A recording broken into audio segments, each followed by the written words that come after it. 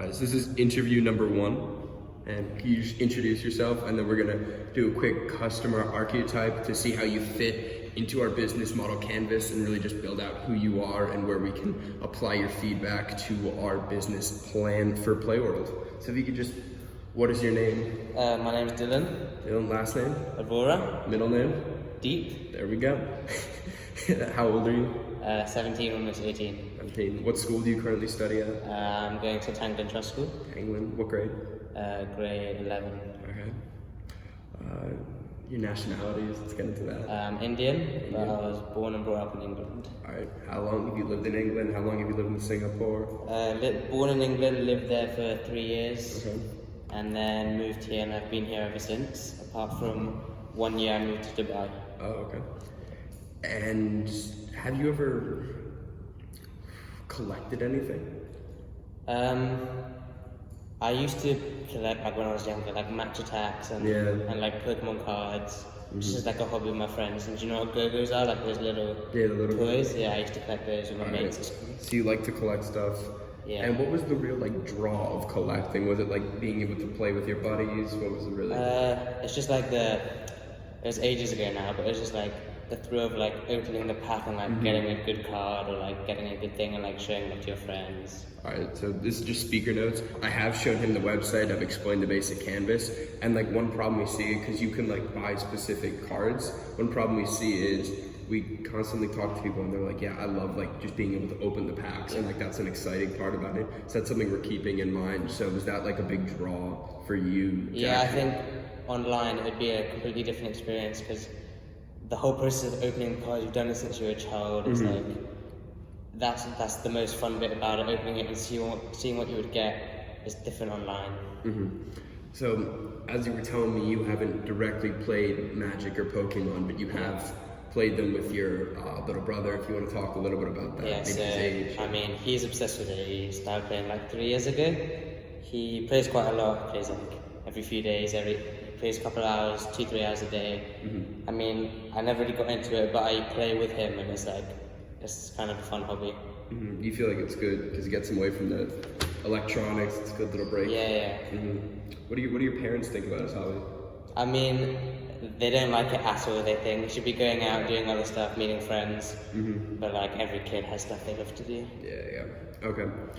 So how many hours do you normally like spend playing with him, and like how often does he play?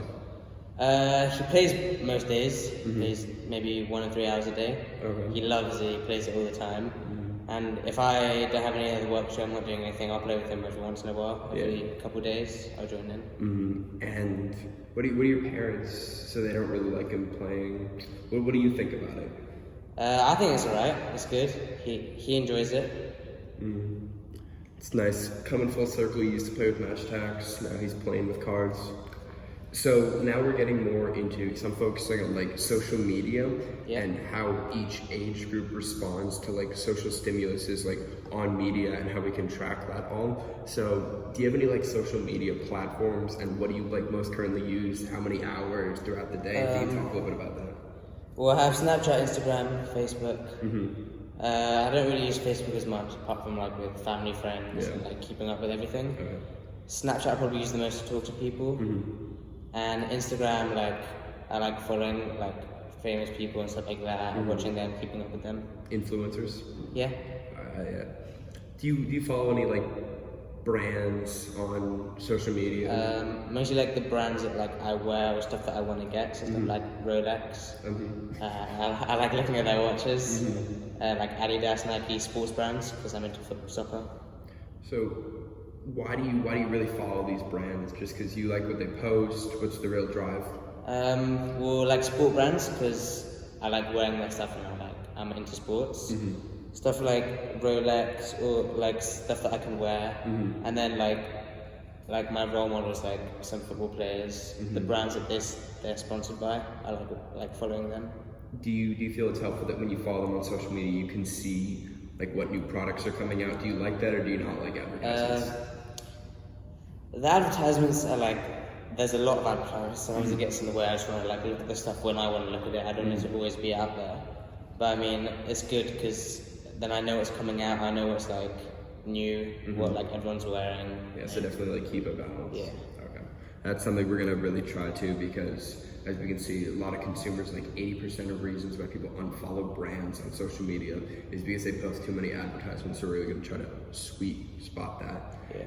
And so do you have any like social media tendencies? Like what do you use the most? Do you even follow brands on Snapchat? That's a big question that came up. Snapchat, not really. Snapchat, I just keep with my friends. I talk to my friends on Snapchat. And like the only thing on Snapchat that's not my friends is like the public stories that everyone can post on. I watch those. But mostly I use Instagram to like follow brands and stuff. Okay. So do you follow more brands or like influencers? Like would you follow like Nike because Nike sponsors Cristiano Ronaldo, or would you follow him directly? I follow both, but mostly I follow the influencers, and then I'll see the brands that sponsor them, and I'll get interested in them after. Okay, so you really focus on influencers, on how, like what brands they use? Yeah. Okay, thank you, it's critical. All right, so now I'm going to introduce you to the website, and just pop this right here. Yeah. Just tell me what you think of it so far, just aesthetics. It looks alright. It's a bit, the pictures, you know, it's a bit like outdated. Yeah. And like the logo is a bit colourful, you know. I mean, it's alright. But if I would want it to be more attractive, like I'd update the pictures and make the logo more like outstanding. Yeah, I understand. And just a quick question about like, how do you buy a lot of stuff like online? Most stuff I buy online would be like clothes and stuff. I wouldn't really buy anything else online. Do you buy a lot of clothes online? Is it like regular? Or do you like going into stores more? Well, nothing ever fits me, so I usually like try going to stores and trying stuff on. Fair. So just another thing, just as being on like Facebook, I'm gonna show you Playworld's Facebook, and if you could just tell me if you just happened to come across this just upon a whim, what would you think about it? What are areas that you maybe be turned off by, stuff like that? See if I can pull it up. What do you think of the name Playworld too? It's a bit generic. If I saw the name Playworld, I wouldn't really know what it's about. And it also sounds a bit like aimed at younger kids, like Playworld. I think of like those indoor players that kids go to. That's what I think of when I think of that name. Actually, sorry, just having a little bit of trouble finding there we go. No worries. Here it is. So if you just found out upon Playworld immediately, what would you think if you were to scroll around on it? I mean, first impression is like the first thing you see. The logo's alright. And it kind of tells you what it's about because of the little like Pokemon and stuff. But I would think it's more aimed at like younger ages. I don't know if it is aimed at younger ages. But that's what I would think from looking at it. If we could just scroll down here, we can see some of the. This is like one of the posts that they just posted. If you want to react to that, this is live reaction. We haven't seen this yet. So what do you think about that? That's on their Instagram. That's their most recent. So if anyone comes, that's exactly what they're gonna see.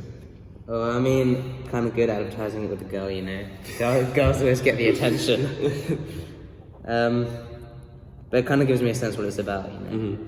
And just real quick, I'm actually gonna go to a private browsing window, just so nothing like, because if you type in Playworld, P-A-L-Y, it'll automatically come up. If I said, how about you look up like Playworld, what would you realistically type in? Because this is another debate on like web searching, because if you want to do it, then I'll explain in a second. I mean, that's probably what I would search up. Look what would come up. Yeah.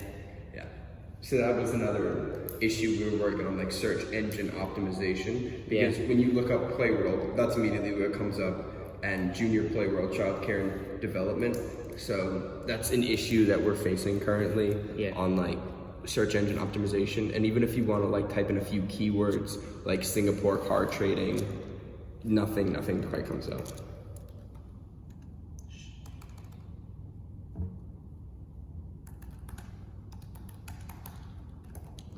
Like all keywords.